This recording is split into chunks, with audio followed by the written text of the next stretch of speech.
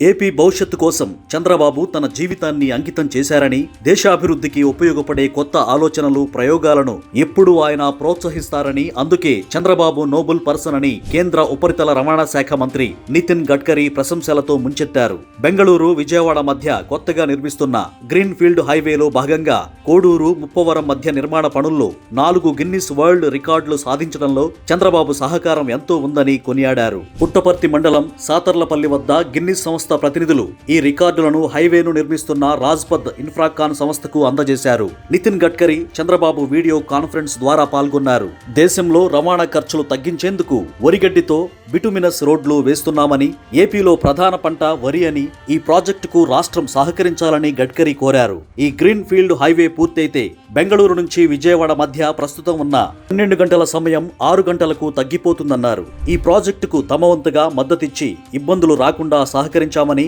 ముఖ్యమంత్రి చంద్రబాబు అన్నారు. నితిన్ గడ్కరీ అసాధ్యాన్ని సుసాధ్యం చేస్తారని, ఆయన హిస్టరీలో అసాధ్యం అన్నది లేదని కొనియాడారు. గతంలో అమెరికా, జర్మనీ, జపాన్ వంటి దేశాలు రికార్డులు సాధించేవని, కానీ ఇప్పుడు మనం కూడా సాధిస్తున్నామని చంద్రబాబు అన్నారు. ఈ సందర్భంగా ఆయన రాజ్పథ్ ఇన్ఫ్రాకాన్ సీఎండీ జగదీష్ ను ప్రశంసించారు.